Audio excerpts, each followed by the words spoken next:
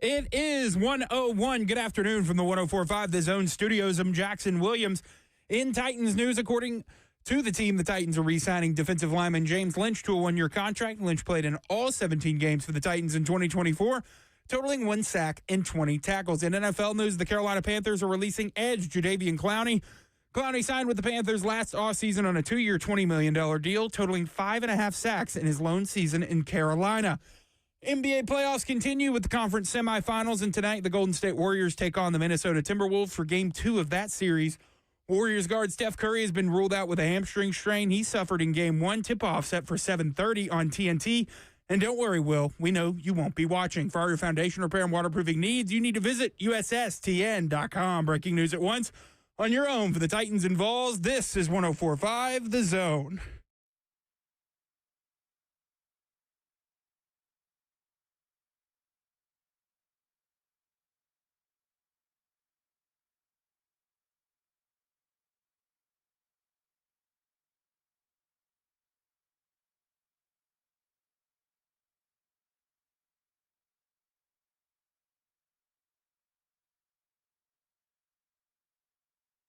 Cover 2 with Blaine Bishop and Zach Lyons here on 104.5 The Zone, powered by all Four Seasons Garage Doors. 615-737-1045 is the number.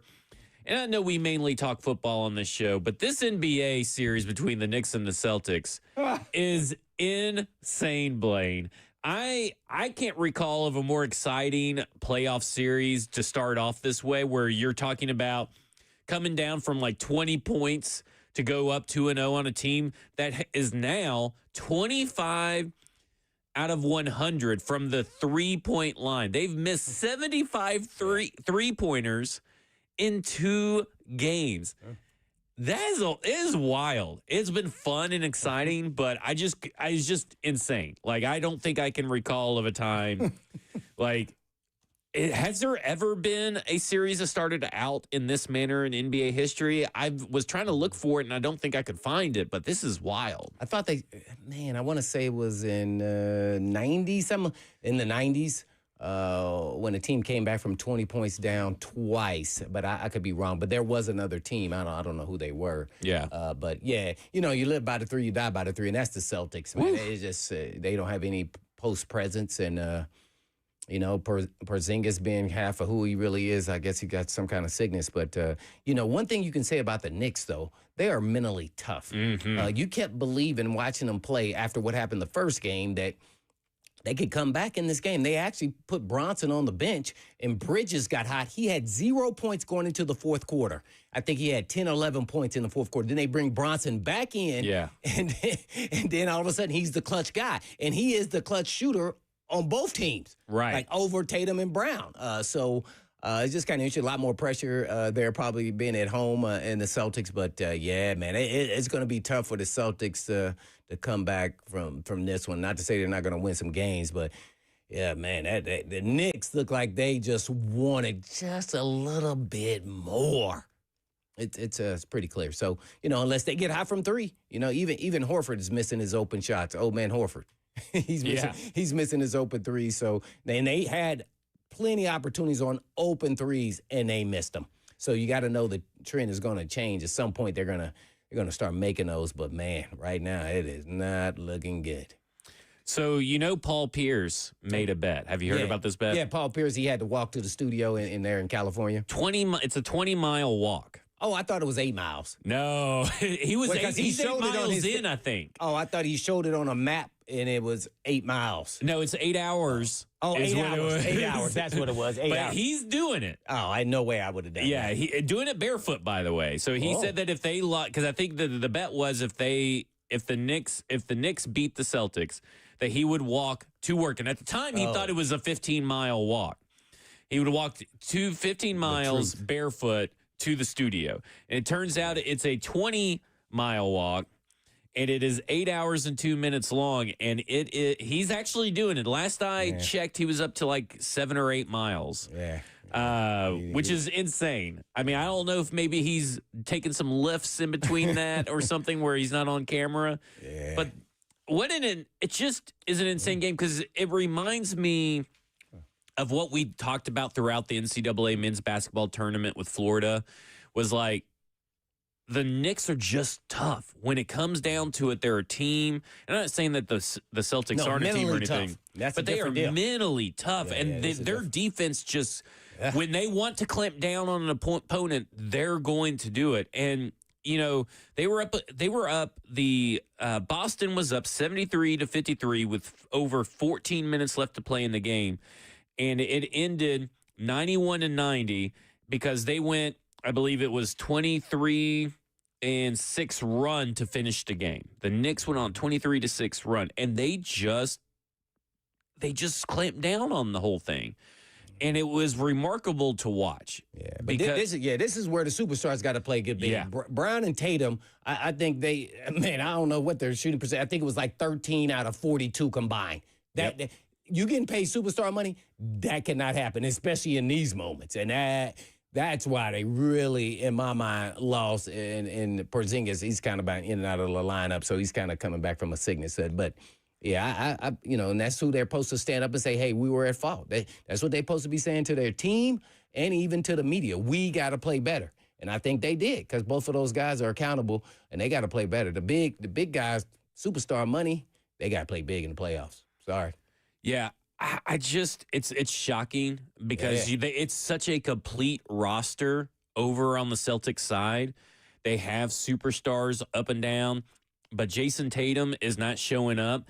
And I'm looking over at this Knicks team with they're known players, don't get me wrong, but they're not superstar players that are probably common among America's all across the, households all across America is what I was trying to say. And I look at it and I go, it just reminds me so much of Florida. Like, it really does remind me so much of Florida. And, not a lot of highly touted recruits and all this kind of stuff. A team that knows how to win together in the big moments and come together and not take those big dips in confidence. And it seems like right now, it's really hard for me to see. Obviously, it's not over till it's over. Yeah. But you figured the first game was a fluke, but then the second game was just like the first game, and it's just wild. Yeah, they hey, one thing you can say about the Knicks, and I think you hit on it, their chemistry. Three of those guys on the national championship team with the Villanova, Bronson, Bridges, as well as Hart. So they already had chemistry, and he took a pay cut this offseason. I think we touched on that. Bronson did, to get one of those guys or someone on a team to sign. I think it's one of those guys. So that tells you everybody understands their role. They know how to read each other's body language. They played it and done it before. And like I said, when Bridges then had 0 points and they said, okay, Bridges, it's your turn to take over. He was doing his one-on-one deal while Brunson was sitting on the bench. As soon as he came back, Brunson said, nope, you're hot. I'm going to keep letting you ticking, until he became clutch time when they had to have a bucket. Then they know who their superstar is. It's Bronson. Yep. Bridges shot 6 for 10 in the fourth quarter, scoring 14 points. Yeah. Jaylen Brown, finals MVP, Jaylen Brown and Jason Tatum, who we were talking about earlier. I said they were 10 for 43. How close was I? Well, I'm just going in the fourth quarter, so I'll have to go back and look what you're talking about. But they were held to 1 for 9 shooting and just 4 points in the fourth period. Dang.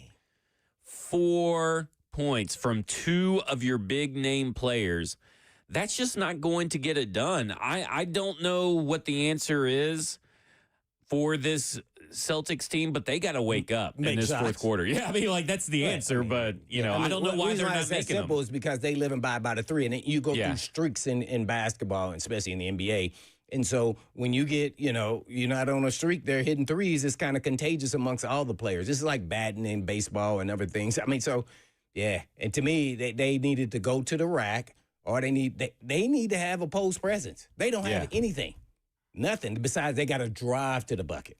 Shot selection. Oof. At some point, at what point during the game are you guys not do they need to be adjusting, it feels like? It feels like there's a little bit of a lack of adjustment. Maybe they just can't because of how the Knicks play defense. Oh, the Knicks was balling out on defense. But it's just interesting, now the series goes to New York, Madison Square Garden. So now, you got to hope if you're the Celtics, you could steal these 2 games. Yeah, you watched the Jackson? Yeah, what'd you think? I love it because I can't stand the Celtics.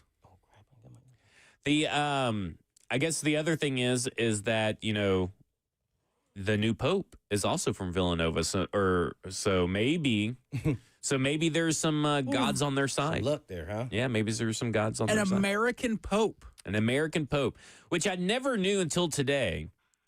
That I thought all because I'm not Catholic, obviously, and I don't follow, Pope stats or whatever. But I never knew that the Pope chose. Does he get deemed his new name, his Pope name, or does he get to choose it? You get to choose your Pope name. I didn't know that because his name's what, Robert. Look up his name real quick. Prevost. Robert Prevost, but he's Leo the 14th. Pope Leo the 14th. I didn't know they went through a name change. Did you know that? No. So, how does this, do his friends still call him Robert? I would say Pope or Your Highness, maybe. But, Is he a Your Highness kind of guy? But, what if you grew up, playing baseball with Pope Leo? Are you going to call him, Bobby the second baseman from third grade, or are you going to call him Pope Leo? I think Your Holiness, right? Don't you have to go full name? I think the president always gets called the president. I don't think, maybe in a poker game, he gets called Donnie Trump or something like that. You think, his children call him Robert or Papa Pope? President Trump. I don't know about that one. Yeah, exactly. Dad? The president right, dad? Dad. So I think it just depends, on the setting and where you're at. If you know a guy from childhood and, he was going by another name, you can call him his nickname, you can call him his name, or you can go by what he goes by now. So, it's just back to different. I just don't know what Nobody Pope called me etiquette Blaine is. Bishop until I got to the NFL. Oh, yeah? Well, they all... My name is Woody. Yeah? Yeah, see? If somebody say Woody, I know that they know me. They know you? Yeah, because that's how all the people called me all the way through high school to grade school, back and forth. Yeah, till I got to and college. Yeah. I didn't have a nickname in high school growing up and stuff. It was just not I don't know. I had people try to call me Lions, and Slay does too, because that's an athlete thing, go by the last name. And I hardly ever answer to it because I'm not used to it. And it doesn't even have to be a nickname. It's just just a name people, called you when you was growing up. I had a nickname in middle school and high school. Is it safe for the airwaves? Yeah, you use it on F words. J Wills. Yeah. Yours is J. Wills? Yeah, because there were 3 Jacksons in my grade. See, that's so why I was it the one who becomes got the a thing, nickname. Mm-hmm. You see, I never ran into that issue. Yeah. What about you, Ross? You just Ross? No, I had a few nicknames. People used to call me by my PlayStation username, Ross the Boss 2002. Oh, okay. And then Adam, everybody. Yeah. And then Ross J or Rossi J. Oh, Rossi J. Rossi I J. like Rossi J. I Yeah, think that's Rossi what we're J gonna go with. flows. Ross the Boss. Oh, that just brought me 2002. to do you think players should have their Twitter handle or IG handle on their jersey instead of their name? Because you just said Rossi about to buy your game PlayStation name.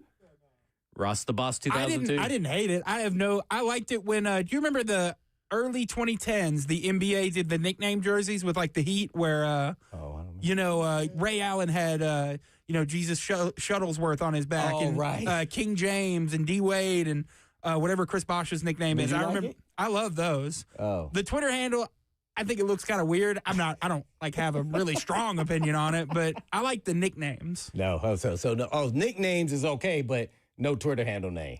Okay, Ross said too. You like a social media handle or nickname? Neither one. I would go with nickname, but you gotta have a cool nickname. Apparently, this thing was just because somebody. What if some people think it's cool and some people don't? I don't nickname know. is nickname, whether you like it or not. his nickname could be called Poop. That would have been funny. Awesome to see on the back of a jersey, I by bet the a way. lot of people remember who he was. Yeah. Hopefully, he didn't play like Poop. What is Sweat's name? For the Titans. Doesn't he have a nickname? What's his name? Meatloaf? Tavares Yeah, Sweat? Meatloaf. That would be awesome. See? Yeah. I'm in on Meatloaf. I would personally buy a Meatloaf jersey. See? Yeah. It's catchy. I think it's good. All right, I'm about to transition out of this. Other than that, this is cover 2 with Woody and Zach here on 104.5 The Zone. With an IE.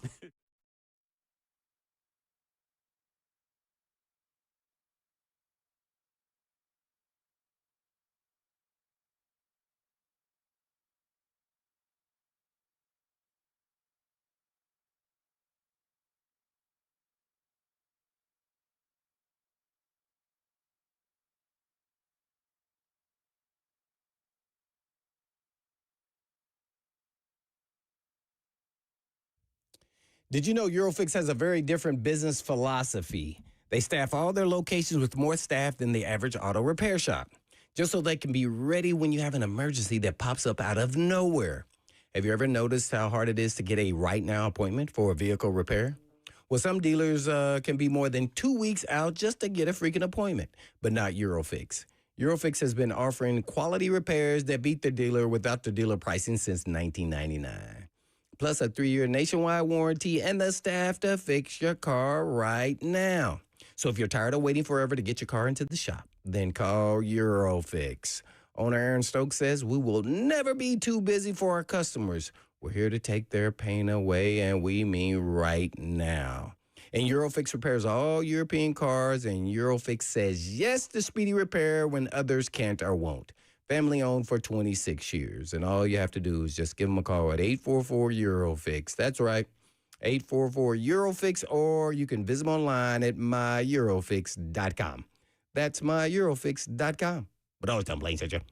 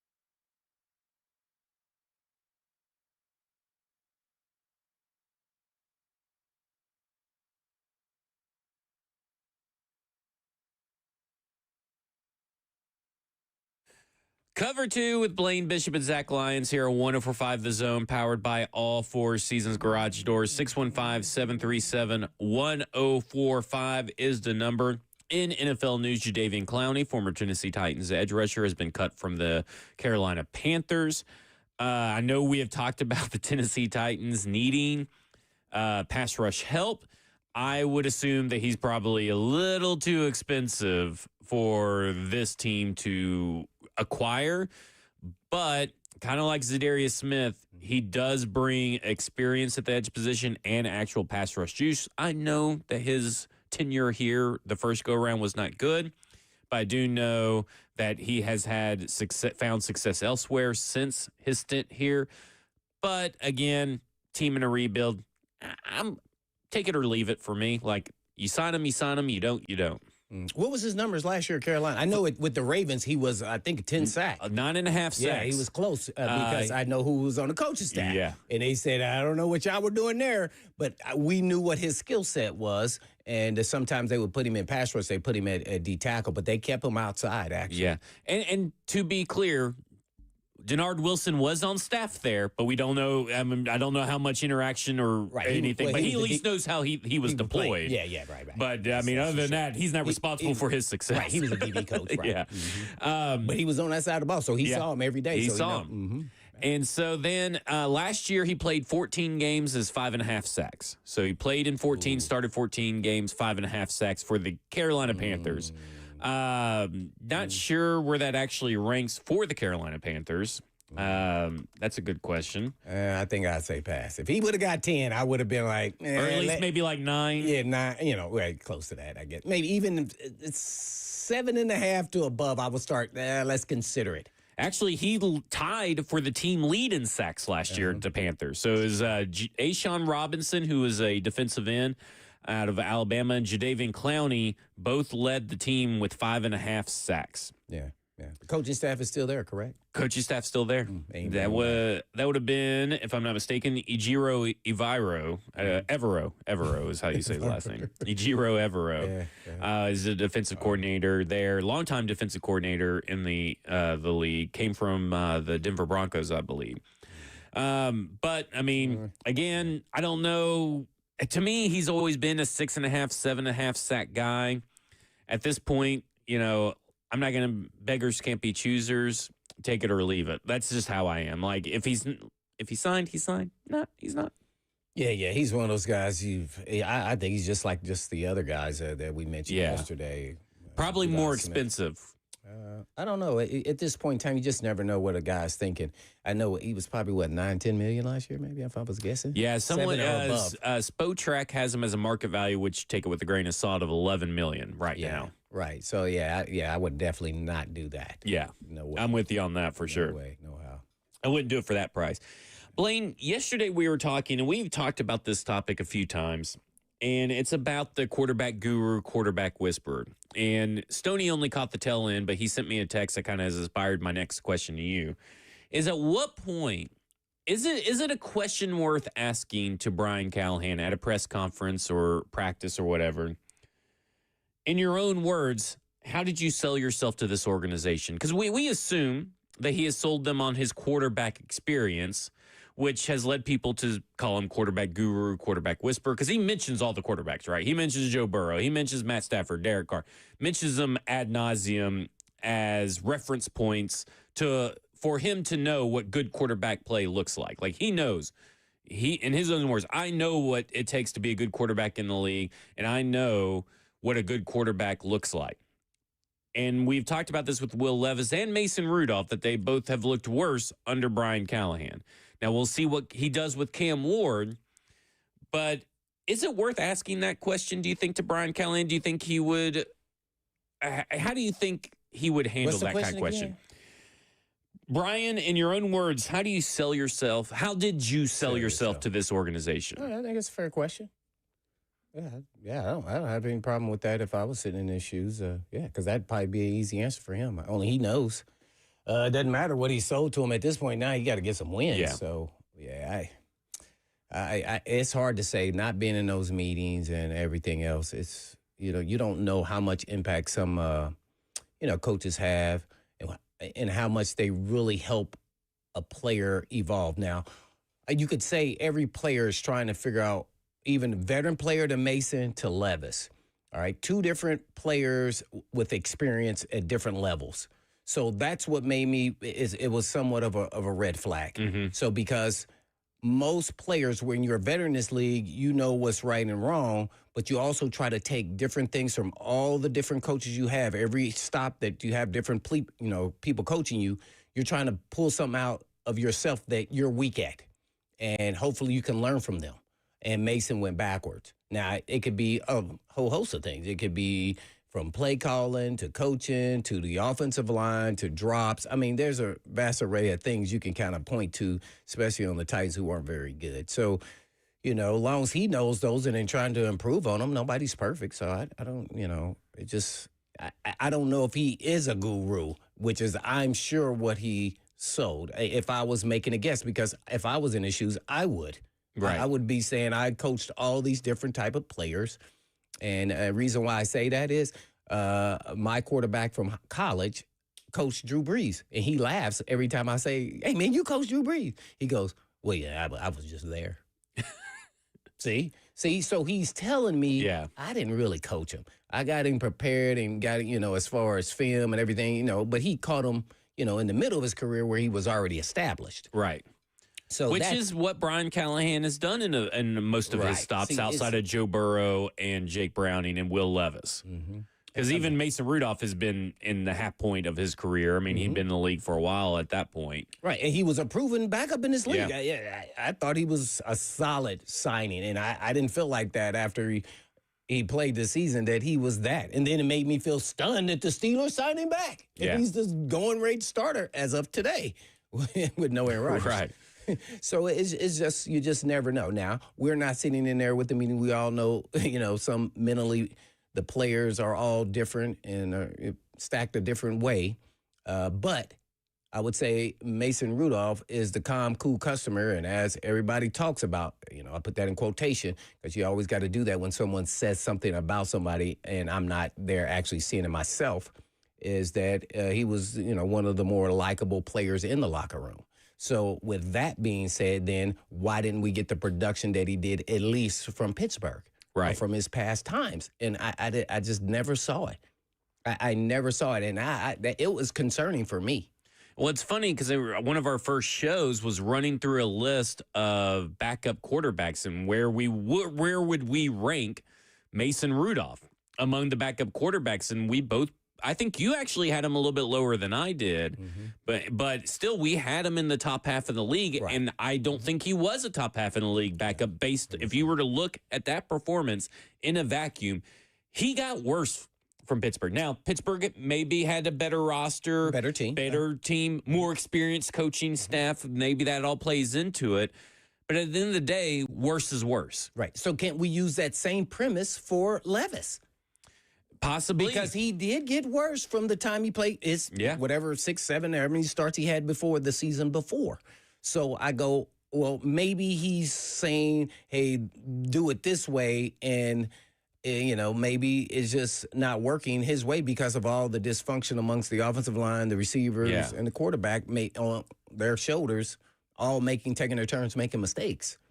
So, and that's really not on him, but he can only do so much. That's why I kept saying that, you're supposed to coach to a player's strength. And I thought that's what they did the year before there with Levis being a quarterback. And, I think they were quick to take the ball out of his hands for a reason, though. Because I think because you don't want, first off, you got a team. It's a team sport. But you also had Derrick Henry back there. But they kind of knew what they had, right? Like that offense knew what they had. It felt like Callahan was trying to get an offense of what he wanted. Does that make sense? No, I completely agree with that to a certain line. I mean, because I think he thought he had something, then he realized he really didn't have that. It didn't feel like he changed it. But to me, as a coach, you never make assumptions about a player. And so that's where I said, maybe some inexperience came in there because he just anointed him the guy and was praising him way too much, and he wasn't proven yet. Right. And that's just like not how it goes in this league. You got to earn it. That part of the NFL will never change. Because really, if you think about it, the way they're handling Cam Ward is different than even how they handled Will Levis, right? Because you're talking about anointing. They anointed him. He didn't have to split any reps, to my knowledge, with anybody. It was Mason Rudolph and Malik Willis that was in the quote-unquote quarterback battle at the time. And now here, the quote-unquote quarterback battle is among Cam Ward and Will Levis, by the words of the – and then listen, we all know that that's, right, asterisks if you want or whatever. But to me, it's like they're – come training camp, he could be doing all the first team reps. Right. I mean, well, we talk about learning from your mistakes, right? And Brian Callen has talked about learning from his mistakes. Looks like this one learned from mistakes, right? Because he's doing something differently than he did last year. They all assume, obviously, because they drafted Cam Ward first overall, that he is the guy. But there is a certain element of you got to earn it. It's not being given to him like it was with Will Levis. Yeah. I mean, and some coaches have different philosophies, so it'll be interesting to see what they decide to do. They're talking as though they're going to compete, but at the same sense, they know he is their guy. Right. I mean, and they got to ride with him, and he's got to get, all the reps he can get, whether it's at practice or in preseason. So I'm waiting to see, like, preseason how it goes, because who's throwing to the ones, and if you start splitting up, Cam Ward, now you're stunting his growth. He needs every rep he can get. It's going to be fun to see newness and then the excitement of it. And does the offense look somewhat different? Everybody's talking about, I was talking about referencing yesterday, is he's going to work around his skill set, Cam Ward. And the way I was talking last year about it didn't matter if it was Will Levis or Mason Rudolph, the offense was the same. Right. So you didn't do that with them. And then I could say this. It did happen when he was in Cincinnati, when Burrow to Browning, and then but it took him a game or two. But they had to see what they had, and then he kind of started changing the offense. It's not like you're changing; you just start leaning to his strengths and what he likes compared to Burrow, because he doesn't have the talent. Well, and also Burrow was injured too. So, but with Will Levis, you're still trying to that, and I think you're ultimately, when you were talking about this, I think I just didn't really care at the time. Or it's not to say I didn't care. I found it not a big deal.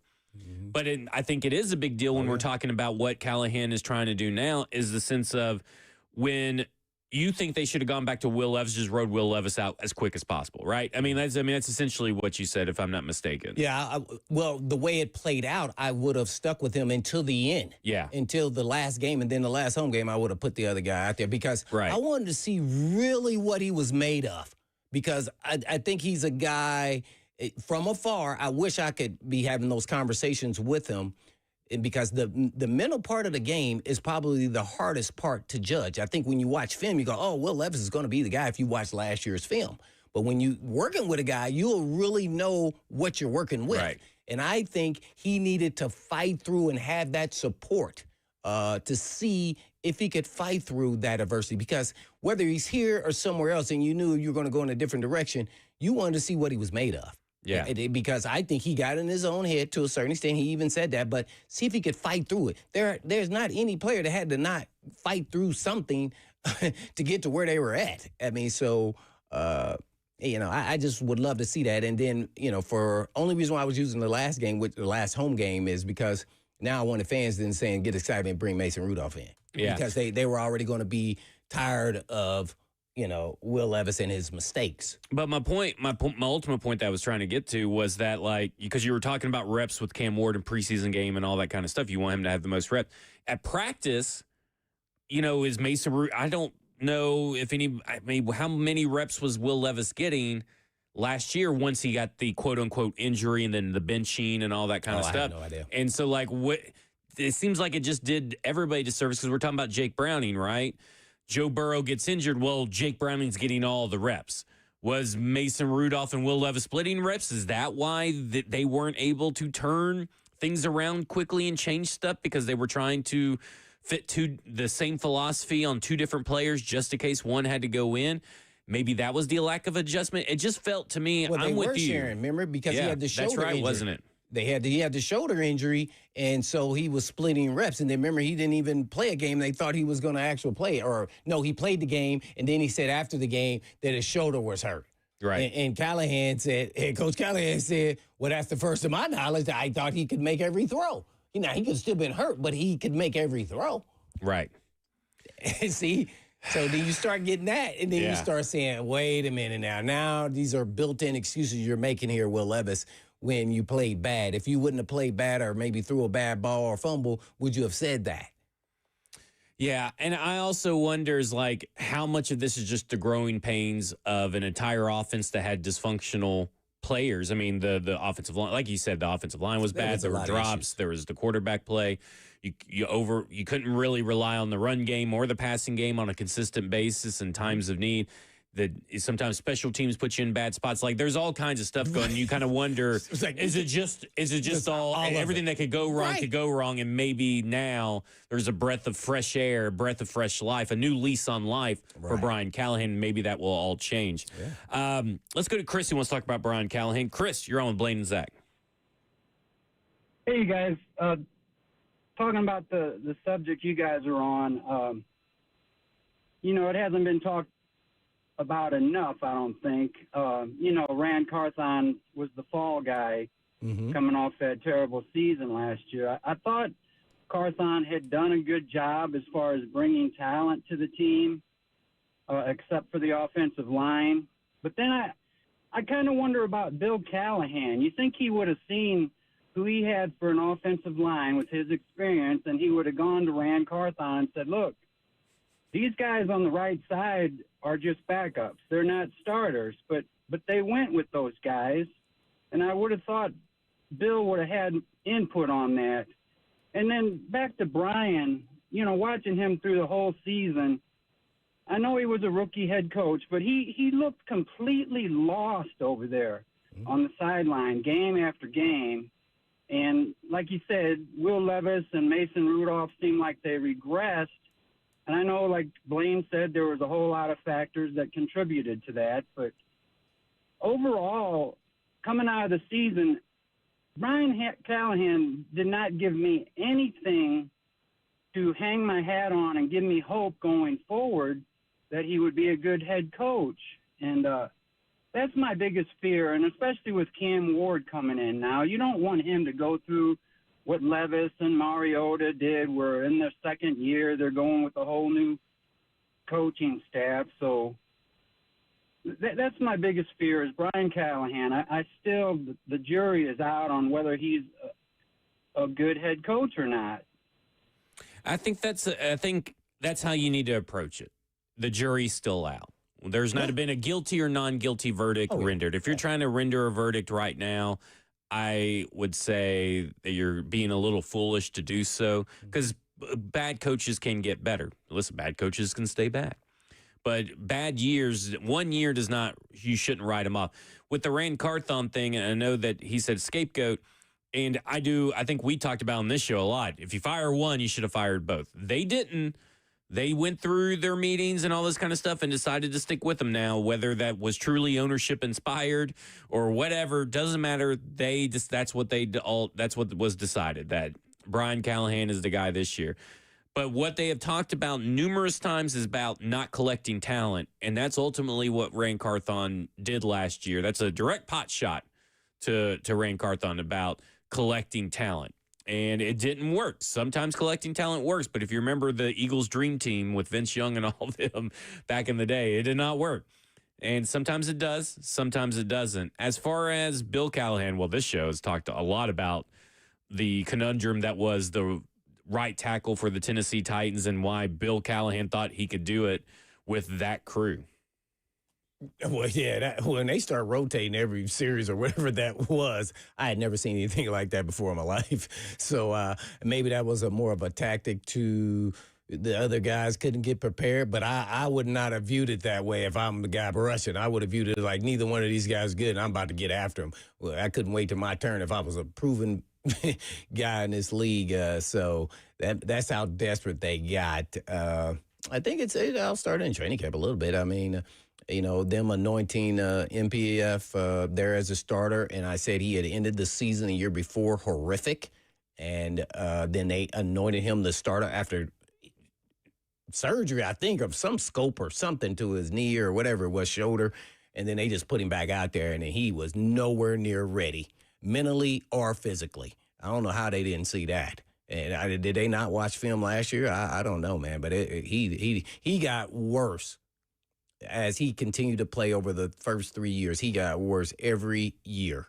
And so some of that's not on Callahan, but I think they made some assumptions, and I don't know where they got them. Maybe they got them from maybe the GM, or maybe they just felt like these guys were better than they were, and they weren't. And then another red flag was players he brought here from Cleveland. One retired and one was cut. So hey, maybe he's a little overrated. I don't know. Skoronski got better. Yeah, we can point to that Skoronski got better, and hopefully a position switch and a fresh new haircut for J.C. Latham. He's got that Jeffrey Simmons close to the head shave now. But maybe that switch to right side will help him as well. So we'll talk about that when we come back. We'll also talk about, there's some interesting stuff in the chat I want to ask you about, and some stuff about Brian Callahan. We'll wrap that up before we talk about the rest of the Titans staff. This is Cover 2 with Blaine Bishop and Zach Lyons here, 104.5 The Zone.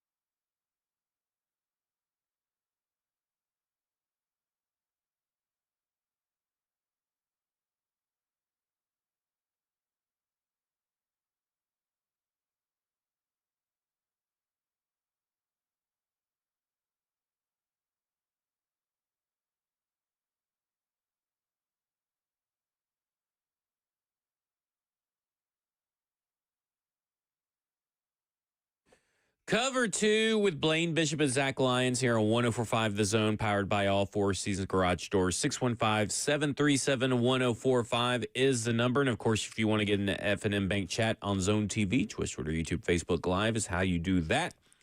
And, Blaine, there's always been this narrative. We've never actually talked about this, but from doing the post-game show, from doing our show, seeing what's written in the chat and all this kind of stuff, a lot of people like to say two things.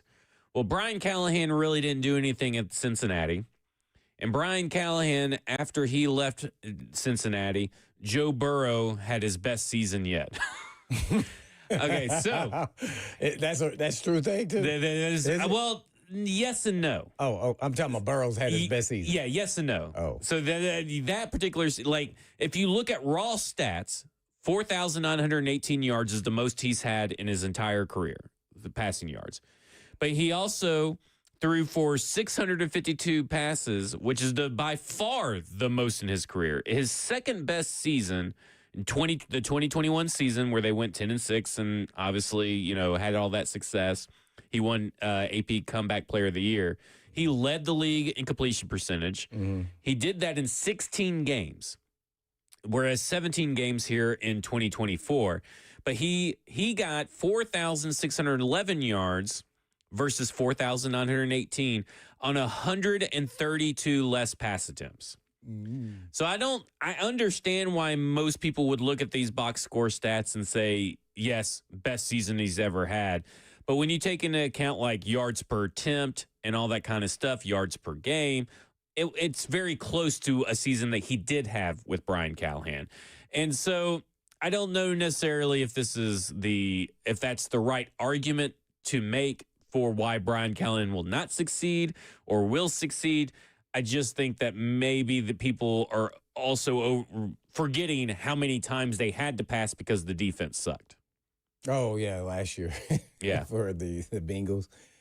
Yeah, well, so what is the question? I mean, do you put any merit in that? And how do you view that? That yes, he did get better, higher touchdowns, not the lowest interception rate, but one of the lower ones, but higher amount of touchdowns and a higher amount of passing yards on more passing attempts. I mean, do you think that is the quote unquote better season? I mean, all the people who are into stats, yeah, it was a better season, but that doesn't mean that. So, it's really hard to say, the influence that he had on him in the locker room in his development, and he's kind of taking it to the next level. And you just don't know how much he was in that development. So, it's really hard to say. I think that's why I think we're getting to see what he is with this team, because now he's a play caller, never been a play caller. So you don't know how much was he just running the meetings as though the head coach said, these are the plays we're putting in for this week. Tell them this is what we're looking for. You run the meeting. I don't know if you call that development. Mm-hmm. See, so I don't know if it was more extensive than that or less extensive than that. So until you see him in the moment, and for this moment, we've only seen Levis and Mason Rudolph. So we will get to see if Cam Ward doesn't improve week to week in the regular season, we will know then for sure what it was. And I think Mr. Keefe also raises up a good point. I think you mentioned it just briefly there, was you can attribute Burrow's better season to also experience, right? I mean, great players continue to be great and get better. You get better, no doubt. Right. No doubt. Now, when Brian Callahan was initially a coaching candidate, I did a lot of research into him. And it's really hard to find what are the responsibilities of every coach on every different staff. Mm-hmm. But I was able to piece together a list of things that were said in articles or said by him or said by Zach Taylor, this or that kind of gives us an idea of, okay, we know that he's not the play caller, but what were his duties as an offensive coordinator? These are just some of them that I could find. This is not to say this is the definitive list, but here's some things that they were able to do. Quarterback morning installation sessions, quarterback post-practice film review, base down game planning, red zone plays, the protection plan, the meshing of the run game and the pass game, and runs most of the staff meetings. Essentially, what was said was that Taylor describes it as that he could be gone for hours to come back and see that Callahan has handled everything and is all running smoothly.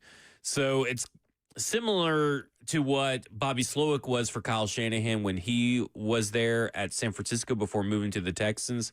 But that's just some of the stuff. But that, again, that's not a definitive list, but that is a good look at maybe some of the stuff that maybe people didn't know that he actually handled. Where's Slowick right now?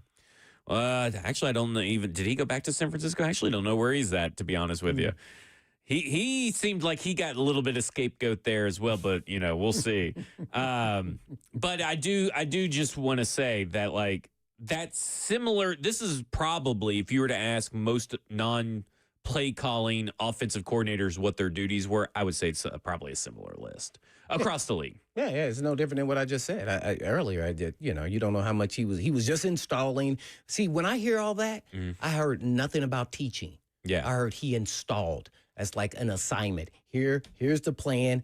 Do it and execute it. Would that come in the post-practice film review, you think? Maybe. I mean, and like I said, we don't know what else he does in this list, but maybe you don't throw here, throw here. Development also say, oh, you're holding the ball too low. Oh, your footwork is wrong. And so we don't know any maybe of that. that's we don't know because I've never watched I'll be honest, I've never watched the Cincinnati Bengals practice. So I don't know what he's done. I definitely I don't know what's on the video, to show us that maybe he was doing all that other stuff. I would assume he had some form of development there. Yeah. But how much of influence you Because just obviously don't know. a lot of people want to give a lot of credit to Zach Taylor, but Zach Taylor has many other duties. Really, I always fall back onto the quarterback coach is probably the guy that is spending the most time in the development bucket. Like the development bucket is like 75% full in credit to, in my mind, the quarterback coach. And do you think that's the wrong way to look at it? Kind of like who's more responsible for your development besides yourself? Obviously, Blaine. No, but your defensive backs coach or your defensive coordinator? The defensive backs coach. So that's why I kind of lean more the quarterback coach, and Dan Pitcher was the quarterback coach for Joe Burrow and Jake Browning. And then the quarterback coach that Brian Callahan was for were the guys that were already in the league and experienced. So, again, how much of that is different if you're a non-play calling offensive coordinator with his background with quarterbacks? I don't know. But it's a question to ask, right? I mean, I think this is a legitimate question to know to put into your head as a fan to set proper expectations, I think. Because I think we do get wrapped up, and I think you're probably right. Hey, he would probably promote himself as, hey, I worked with all these quarterbacks. Maybe he never said guru. Yeah, he never said guru or whisperer, but he said, here's my resume. And he includes them in it, right? So to me, I just wonder, I'm with you. I think we really, even with Cam Ward, how much is his time going to be spent with Cam Ward? Right. Because really, he said I was going to, he said, guess what he said? I'm going to spend more time on the defense this year because I didn't spend a lot of time on the defense last year. And so if you're doing that, that's time spent away from your quarterback coach. So again, this really falls down to, and the task and when we come back, we're talking about this, all the different tasks the staffs have before them, other than Brian Callahan, because really Nick Holtz, Bo Hardigree, those are the guys that need to be developing Cam Ward. Obviously, Brian Callahan will be involved, but he's got other duties he's got to do. We'll talk about all that. We'll also get to Steve when we come back. This is Cover 2 with Blaine Bishop and Zach Lyons here on 104.5 The Zone.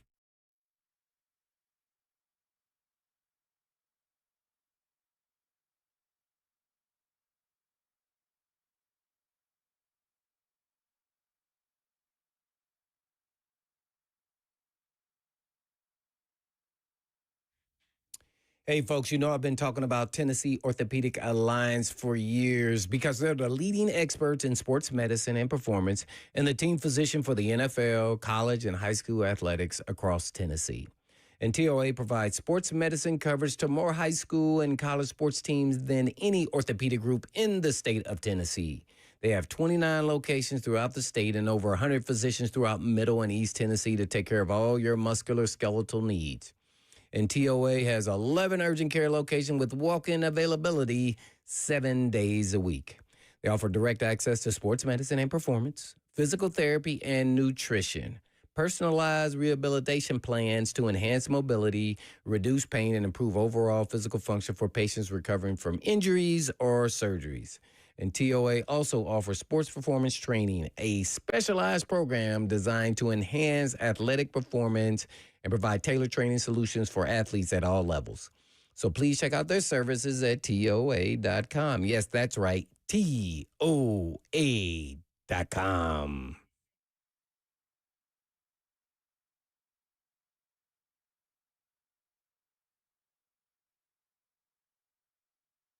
Two Rivers Ford announces employee pricing for everyone. Every tradesman, every dad, every rising star. You pay what we pay. Two Rivers Ford. Locally owned. American made.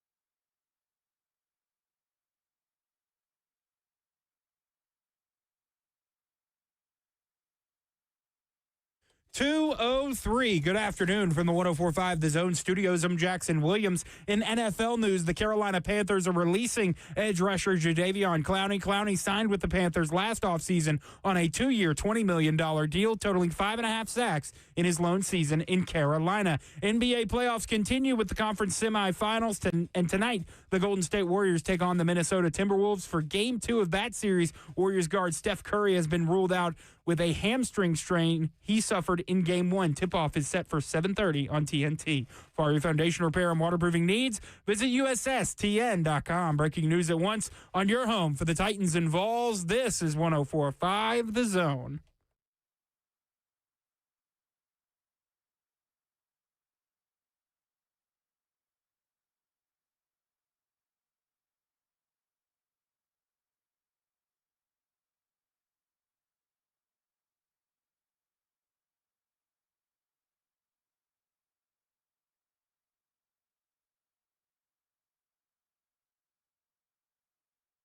Cover 2 with Blaine Bishop and Zach Lyons here on 105 The Zone, powered by all Four Seasons Garage Doors. 615-737-1045 is the number. We're going to go straight to the phones, and we're going to go to Steve, who wants to talk about Callahan. Steve, you're on with Blaine and Zach.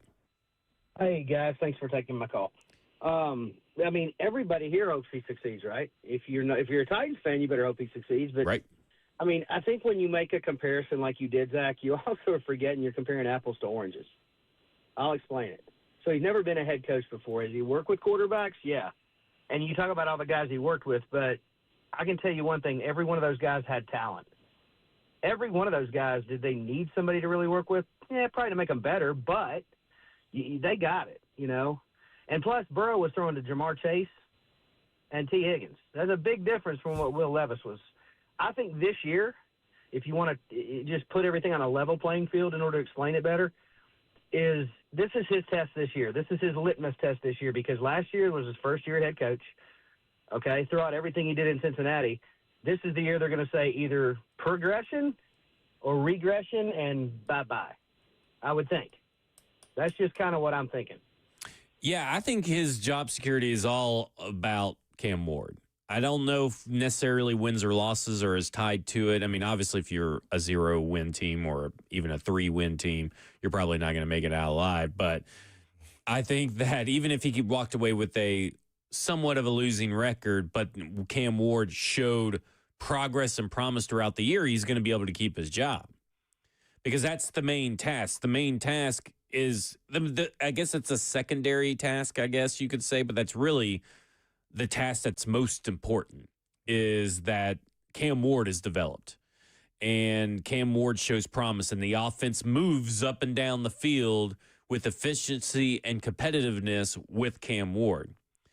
And part of that is going to be play calling. Part of that is going to be what they do at practice, how he coaches, how he teaches the film, how he installs, how he develops. All that stuff is tied into it. Now, he's not the only person involved in it. Cam Ward's involved in it, right? He's going to share blame. Then you got Nick Holtz and Bo Hardigree, who both have to step up and be involved and make sure that Brian Callahan's vision and plan is carried through and seen through in times when Brian Callahan can't possibly be around Cam Ward. He can't be around Cam Ward 24/7. He's got a whole team to run. So do you think he's going to change his involvement with the quarterbacks compared to last season? To be honest, I can't really answer that because I don't really know how involved he was in all of this. I know that by his own admission, he says he didn't spend a lot of time on the defense. Take that for what it's worth, but he didn't spend a lot of time with the defense. It didn't sound like he floated. You know, kind of how Vrabel probably floated too much and micromanaged too much of everything. It sounds like he didn't float and micromanage enough. Now, I'm not saying that you have to micromanage, but it sounds like he put a lot of trust in the defensive staff to carry on the defensive game plan without him, without his input, majority of the time. So I don't know if all of his time was spent with Will Levis and Mason Rudolph, or if it was just spent with the entire offense, or if it was spent doing other duties plus the offense. I don't really know. So I can't really say if it's going to be any less. I just don't know how it could be any more. Right? You know, I mean, if you're going to take stuff and put it on your list of things to do, like the defense, that obviously means you're not spending time somewhere else. I don't know where that is, though. Well, I'm going to just say this. Good head coaches empower and embolden their position coaches to do their job. That's not to say you don't sit in the meetings. Right. So maybe that's what he's referring to. At all the different position groups, meetings and DCs and when they're installing. So that's what most head coaches do. They don't, maybe they have conversations behind the scenes, but, they want to know what's going on, what's the game plan, and kind of see does it complement what they're going to be doing too. At the same time, it's not more to just critique them. So that'll be interesting because to me, if everything's about developing the quarterback, I mean, well, then that's what's going to secure your job. I think I would be focusing a little bit more on that if I was leaning into something than. And listen, that was said in January. Maybe that idea or that plan has changed. That'd be a good question to ask them. Is say, hey, you said at one point said that you were going to spend more time in the defense because you thought that was a mistake that you made, that you didn't spend enough time with the defense. Is that going to take away from the quarterback development, or has that idea changed? That hey, I'm going to spend a little bit more time with our rookie quarterback because that's the path to success for this team. That's a good question to ask, I think, because we don't know the answer. What I want the comparison also to add to that is how much time did you spend with the quarterbacks this past season? That'd be a good one. In that meeting. That'd be good. Take notes, media that can go to these press conferences. Where, you should be this year and see how much more or less that he's involved in. Yeah. Just never know.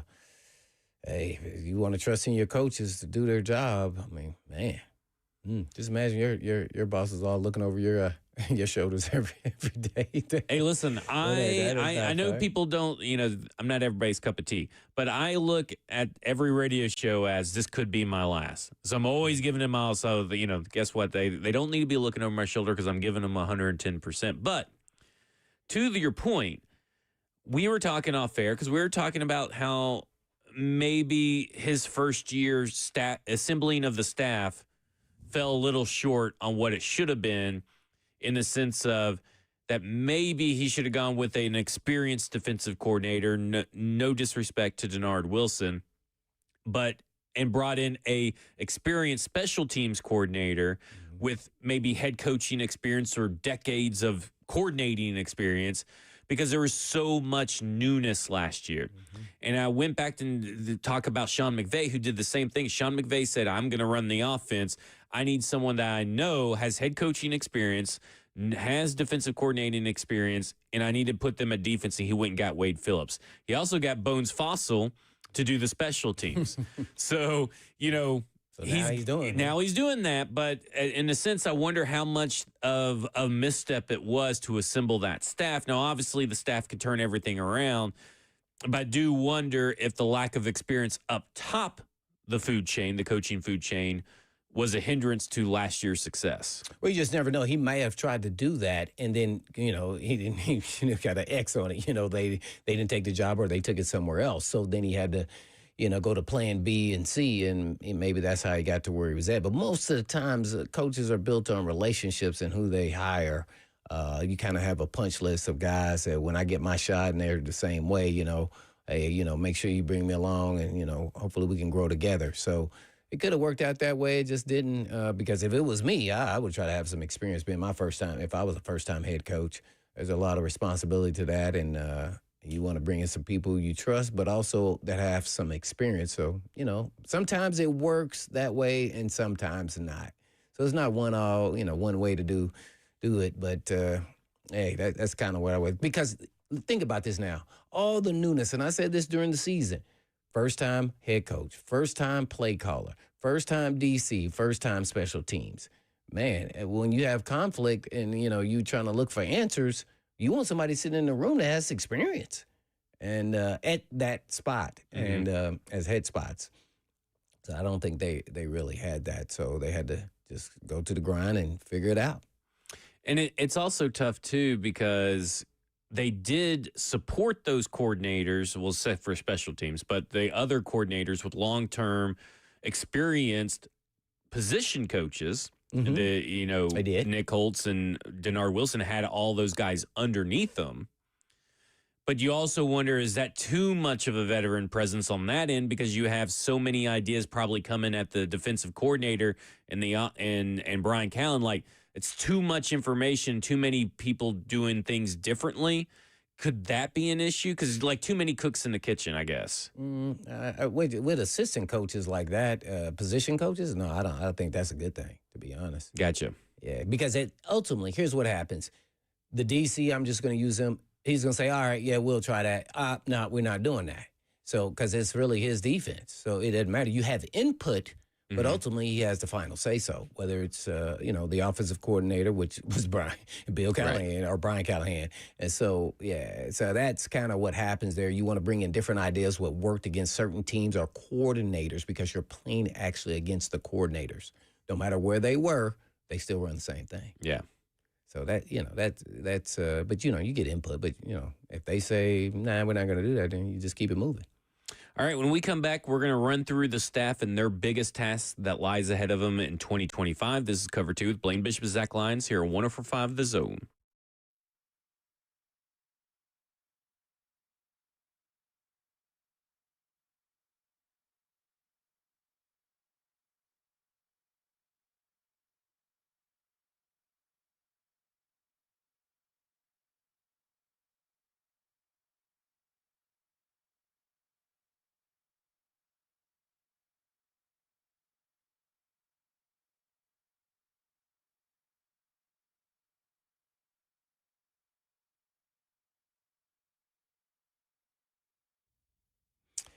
Guys, if something's holding you back from performing at your best, it's time to do something about it with performance and enhancement treatment packages from Edge Peptide. Whether you're in the gym or on the course, playing a little golf, with Edge Peptide hormone therapy, you can show up stronger, feel better, recover faster, and stay in the game longer.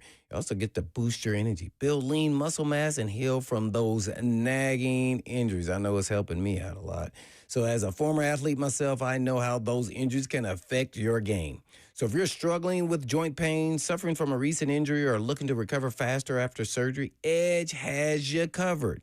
From peptide packages like PRP, stem cells, high film muscle stimulation, Edge is your exclusive Nashville area peptide specialist. So don't wait till summer to feel your best, and don't trust your health to some online pharmacy, Jackson. And remember, at Edge, your consultation fee of $250 is waived with your initial order. So all you have to do is just give them a call at 615-724-1878. That's 724-1878.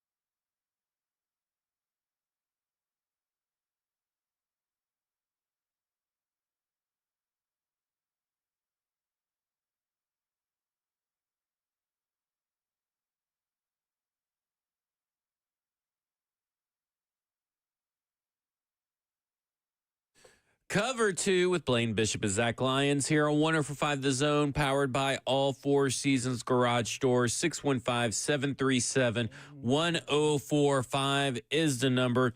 And, you know, we've been talking about the staff and all this stuff. And listen, there's no, in the NFL, and probably in life in general, there is no one-size-fits-all method for doing anything right. Yes, that's very true. Except for maybe using a hammer. I mean, there's only really one way you can use a hammer, or correctly at least. And so, like, I kind of look at it and I go, I know that there's stuff, you know, there's all kinds of theories, there's all kinds of data points, there's all kinds of tape you can watch and all this stuff. Many ways you can assemble a staff.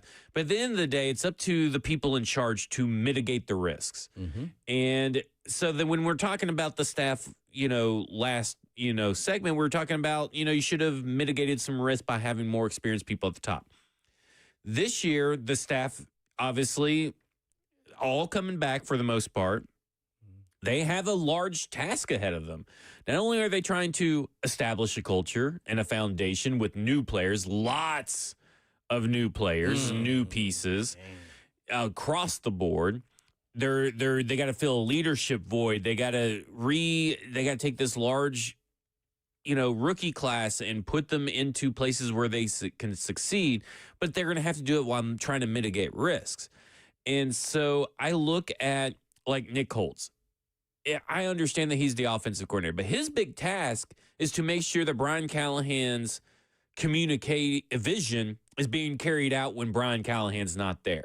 Because, you know, that's what Brian Callahan did for Zach Taylor when Brian Callahan came back and when Zach Taylor came back from being gone all day or doing this all day, whatever Brian Callahan was entrusted to do, he was doing and already had everything completed by the time Zach Taylor rolled around. That's what Nick Holtz has got to do. And with a bunch of new pieces on offense, Dan Moore, we got how many rookies on offense?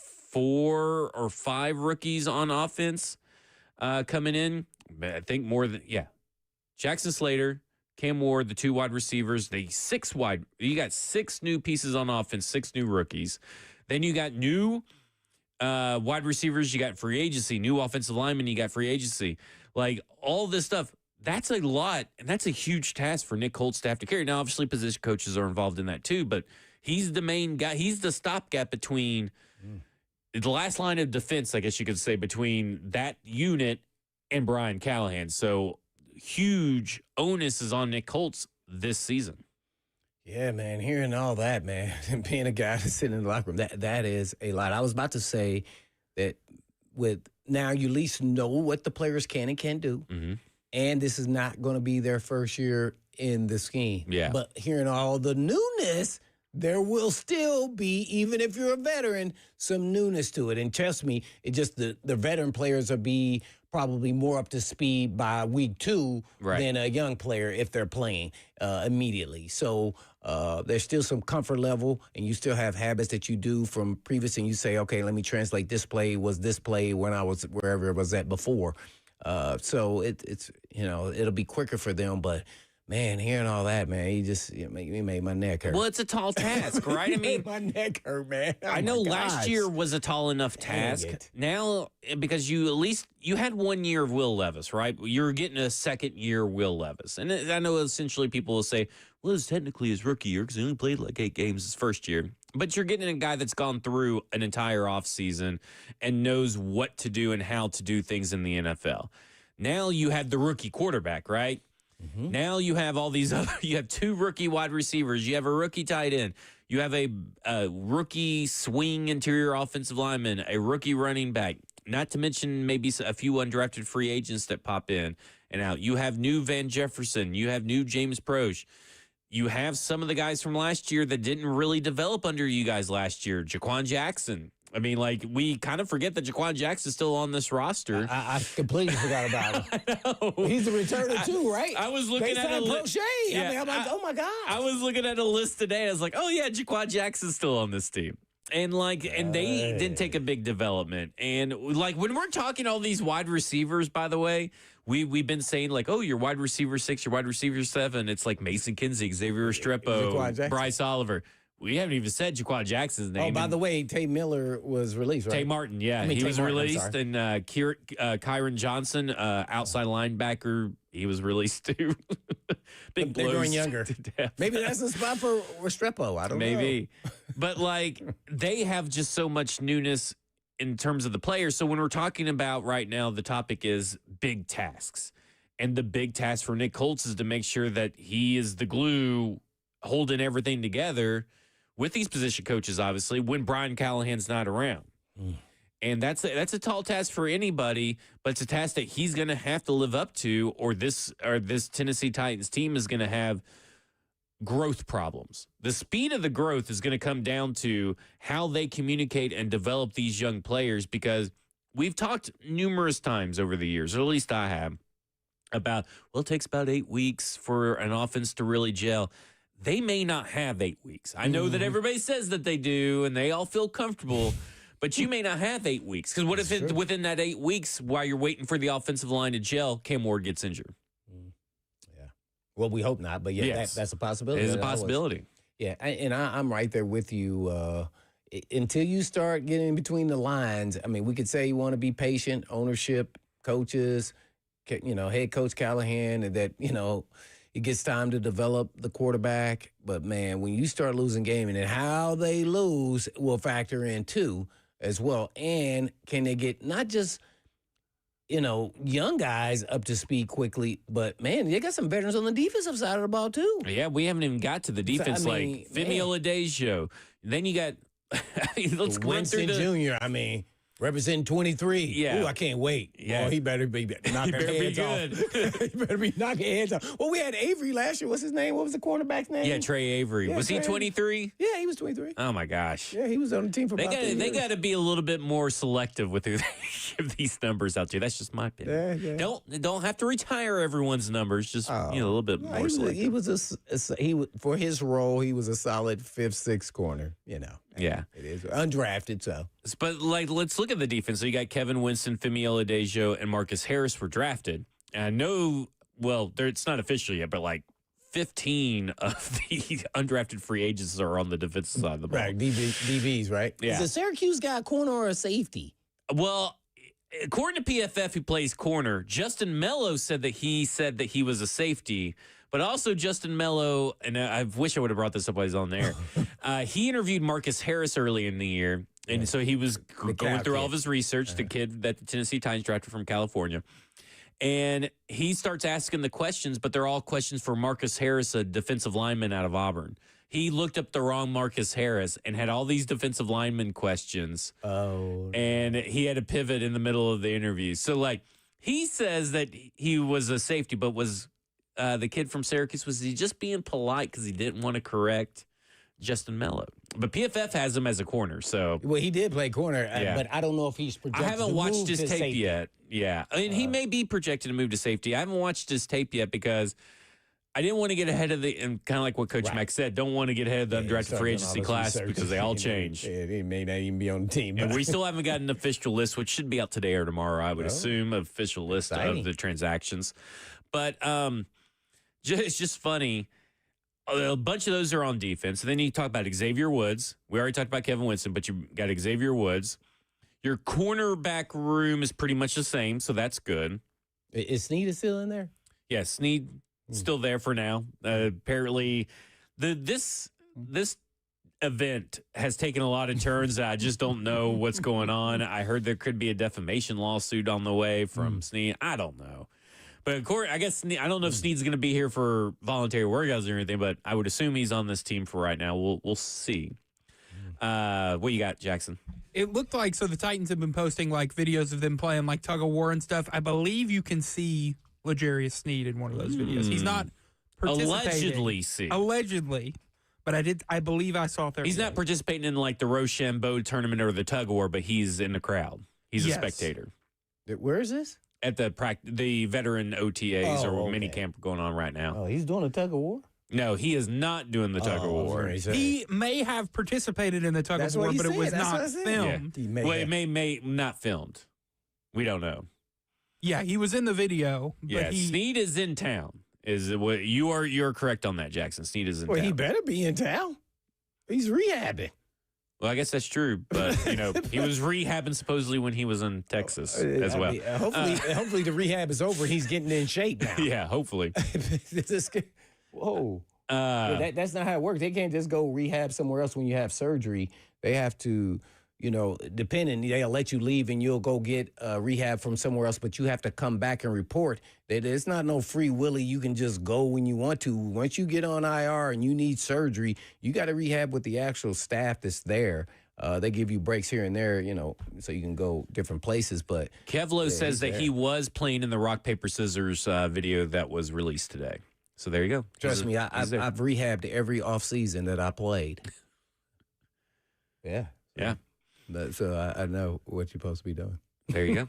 So the cornerback room is pretty much the same besides Marcus Harris. Inside linebacker is just Otis Reed. And it's the same group, but you got Cody Barton now added into it. But Cedric Gray, because he got injured, didn't have a lot, and they're dependent on Cedric Gray. So those are technically two new pieces, right? I mean, we know Cody Barton is, but Cedric Gray is as well. And working together, yeah. Then you got Draymond Jones, Lorenzo Carter, Femi Oladejo are your three new guys at edge. And your defensive line is pretty much the same group. 0 sacks. Lorenzo Carter, 0 sacks. That's almost unbelievable. It's something. I mean, like, let me put it to you this way. Just to reiterate, I don't know if we touched on this a few days ago or not. This year, your edge group, Arden Key, Draymond Jones, Lorenzo Carter, Jalen Harrell, and Femi Oladejo. Don't say combined. In your defensive line group, Tavondre Sweat, Jeffrey Simmons, Sebastian Joseph Day, combined last year, including Femi's 4.5 sacks in college. Oh, no. 23.5 sacks from all those players last year in 2024. How many players is that? So that is... Did you name like eight? 7? So that would be 5 edge rushers, 3 of your defensive linemen, garnered 23.5 sacks in total. So if you took away Femi's 4.5, we're under 20. How many did we finish with last year? Probably not much more than that. I'll have to look that up real quick. It has to be better than that. I mean, more than likely. Because Landry had 9, so you get a 4.5 bump off that. Oh my! But yeah, I mean, I'm just saying. I know that I was told to keep my powder dry by Coach Mack. I know the games haven't been played, and there's nothing I can do about it. I just have to let go. But I am pretty terribly worried about this pass rush. Femi better ball. They had 32 sacks last year. Oh, okay. So it was Harold Landry with 9, Key was 6.5, Simmons with 5, Kenneth Murray was 4th on the team with 3.5 sacks. Roger McCreary and Jerome Baker each with a sack. And I don't care how good your secondary is, man. If you're not getting pressure on the quarterback, man, you are screwed in the NFL. Yeah. You know what Mike Herndon brought up on of course the Buck Rising show was broadcasting live from Hermitage Golf Course for the Buddy Allen golf tournament, and Lucas ran out of ideas, so he had to steal some of our ideas from yesterday, and he had Mike Herndon on today that we had on yesterday. And, I don't know if he had to steal. But I will say something. He brought up something that he didn't bring on our show, and he was like, well, what if Femi Oladejo is just Rashawn Gary? That's not bad. I mean, Rashawn Gary was a very raw, didn't have a lot of production edge rusher that was drafted by the Packers. He was drafted by the Packers in 2019. Well, there's a little bit of difference here. First of all, he played at Michigan, if it's the same guy you're thinking, and he played defensive end. That is true. He wasn't a transitional guy. So then he perfected his skill set while in college to a certain extent. So there's a little bit difference here in the development of where one started and where they ended. I mean, oh, man, maybe their builds are somewhat similar, but, oh, man. But I will say that Rashawn Gary did, he had a little bit of injury issue, but he also didn't have a lot of production in college. And he started off with just 2 sacks, and he's turned into not a great elite player, but very good pass rusher. But you are right in that he had more experience overall, because we're talking about a guy that had 1,156 snaps at outside linebacker versus a guy that probably had like 300 at outside linebackers. So, but it is interesting, though. I was like, okay, well, what if he is a Rashawn Gary? That's not too bad. I mean, he's ended up with a 39 sack career. He's never been a double-digit guy, but he was a guy that was drafted, if I'm not mistaken, wasn't he drafted in the first round? Yeah, I think 12th overall. yeah. He was in the top 15. And so if you get that from a second-round player, that's pretty good. But I could see something similar to that. But, again, what good is the 2 sacks in 2025 for the Tennessee Titans? You know, that could be a realistic outcome where he's goes from a 2-sack guy to then a 5-sack guy, then to a 9.5-sack guy. But that's year 3. Right. That's what I said. And that's what they're banking on. Hopefully he's on warp speed and probably is at 4 or 5 the first year and then goes to 9. Which then falls onto the task of this defensive coordinator. How do you scheme up pressure? Are you willing to blitz more than what you did last year? It falls on the task of Ben Bloom of developing Femi Oladejo and getting him up to speed quicker. Now it's obviously up to Femi too, but like you got him, a rookie, and you got Lorenzo Carter, who the Falcons last year got 0 sacks. And they said, you know what we're going to do? We're going to draft a pass rusher. Then we're going to trade up for another pass rusher because our pass rush has been so bad. We just can't have any more excuses. It sounds like the undertone here, you're very disappointed. I am very disappointed. I'm disappointed. I'm scared. I'm not angry. I'm just disappointed. It used to be anger. Now you've gotten to I'm powder dry. So I'm just. What's the state? I'm in the acceptance stage of grief. Is that what it is? The 9 stages of grief. That is it, man. Hey, let's wait till we get them out there. Oh, here's where I'm at. So there's denial. God. So that was when he got picked. Anger was after he got picked. No, anger was when he got picked. I think you skipped over denial. Denial was surely they're not going to draft Femi Oladejo. I hate that it's coming out like this. But I'm like, because I said on the shows, like, I wouldn't draft him at 35. That's what I said on the show before the draft. A little bit of a reach. Then it went anger. Then it kind of went bargaining, but I really went through the bargaining stage pretty quick. It was really Stoney, Easton, and some other people trying to bargain with me that this is going to be okay. Blaine, they rose the temperature level. Yeah. He went right back to anger, so we got to restart this process again. And then depression was over the weekend. That was during the megacast. And now I'm just at acceptance at this point. Boy, that's why I just was looking at the ticker on my phone on Twitter, man, because there's no way. Huh? Man, dang, that high? Okay. Who was he competing against? And look, like I said, I'm rooting for him because I don't want the Titans to do well. I don't want, right. I don't want the Titans to be bad. I know people think that I'm and all this stuff. I don't want the Titans to be bad. I'm hoping Femi proves me wrong. I'm hoping Femi. Here's what I'm hoping. Because they decided that they were going to go over traits and leadership, love of the game, whatever you want to call it, over production. So you hope that his love for the game and his dedication to the game carries over into expanding his craft at his position, which is going to be edge. So I'm rooting for the kid for all those bets they took on him that he lives up to it. But I do think you have to be a little realistic that we've seen this story play out in the NFL a myriad of times, not just on this team, but other teams where this is a uphill battle. And that's all I'm really trying to say is this is an uphill battle for Femi Oladejo, but I hope he wins it. Well, who would you have taken with that pick? I would have gone Trey Harris. I mean, I just don't think you could have talked me out of it. If I was in the war room, and they were going around the room, okay, because this is kind of how Howie Roseman did it. He would name a position, and then a couple people would say a couple of names. I would be on the table, standing up, literally on the table, saying, "If you guys don't draft Trey Harris, you guys are so dumb." Okay, now I'm glad you said that because Trey Harris with the 52nd pick or whatever it was. Okay, how much better do you think he is than DK or even Alec, the guy from Stanford? I think he's better than both by a mile. By a lot. By a lot. Oh. And that's, again, I like DK and I like the value they got in Io Manor, but I always thought that Io Manor was a third or fourth round pick anyway, so he was appropriate value. I think Trey Harris was the top of the second, probably. To me, he was my Brian Thomas. I thought Brian Thomas last year deserved to be in the conversation with Rome Odunze, Malik Neighbors, all those guys. And I said I would not be surprised if Brian Thomas turns out to be that guy. I think Trey Harris is a guy, to me, that I'm looking at and I'm going, that's a guy that could change the whole dynamic of this offense. Wow. But that's just me.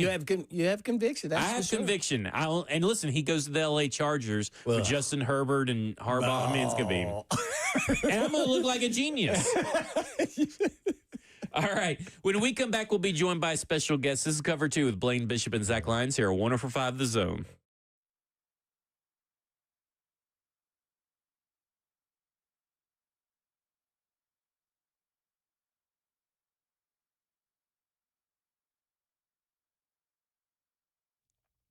Ever wonder how I keep my mojo? Well, hey, it's Blaine Bishop here. And if you're looking for the best tacos in town, you got to check out Mojo's Tacos. They've got 3 amazing locations, including my favorite spot in Nolensville. And Mojo Tacos has where the magic happens. That's what they have there. And whether you're craving for their mouth-watering carne asada, their delicious fish tacos, or their famous street corn, they've got it all. And don't forget to try their house-made salsa. And boy, does it pack a punch. And each location has a great vibe, perfect for family night or catching up with your friends there as well. Plus, their friendly staff will make you feel right at home. So head on over to Mojo's Tacos and taste the difference. Trust me, you won't be disappointed. Mojo's Tacos, 3 locations and 1 unforgettable experience.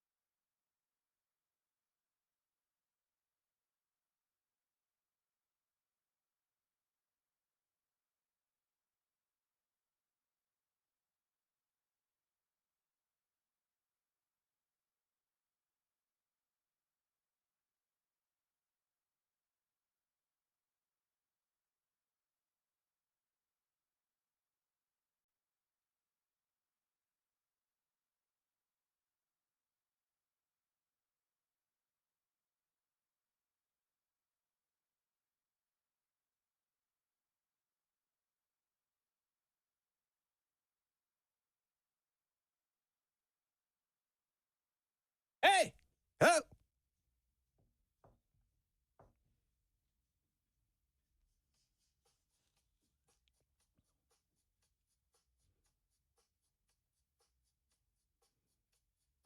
Doop, doop, doop, doop. How long do you want me to let this go? Go, that.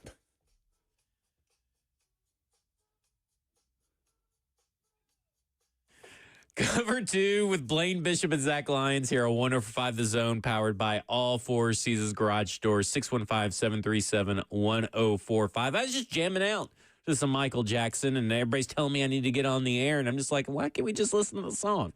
Such a good song. Song had about 10 seconds left in it. Oh, did it really? Yeah, we were running out of gas there, bud. Oh. Well, the song will be explained of why we chose that particular song, other than it is a good song, here in just a moment when we're joined by our special guest. But real quick, Blaine, 5.5 sacks at Vegas. 5.5 wins. 5.5 wins. Yeah, 5.5 sacks. 5.5 wins at Vegas for the Tennessee Titans. And Mike Clay, who does a pretty good offensive football projection for ESPN and NFL, he predicts 6.5 wins. So technically, you would want to bet the over if you were trying to use Mike Clay's information. But where are you at on the 5.5? I hope they win 6. Ugh.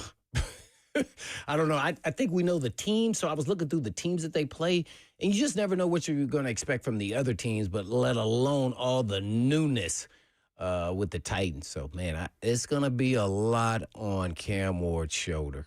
It is, man, and I hope they go out there guns a-blazing. Nothing about this team makes me fear them on offense or defense. Don't say that. No.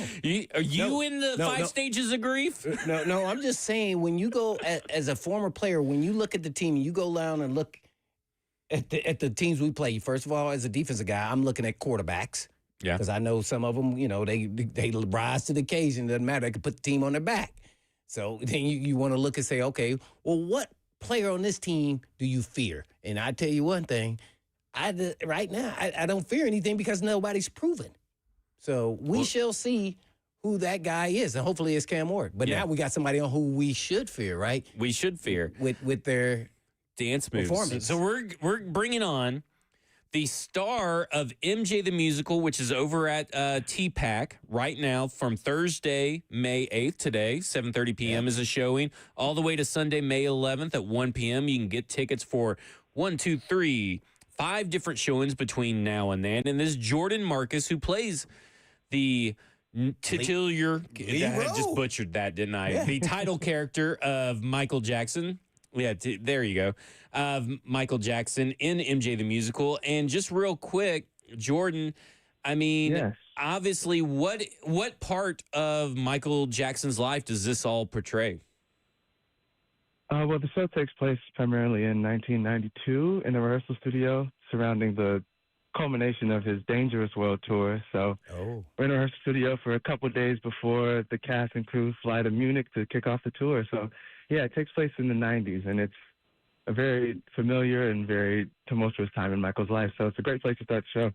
You know, it's obviously a physical, demanding role. How hard was it to learn all the moves and the choreography just the exact way that Michael Jackson did it? Mm-hmm.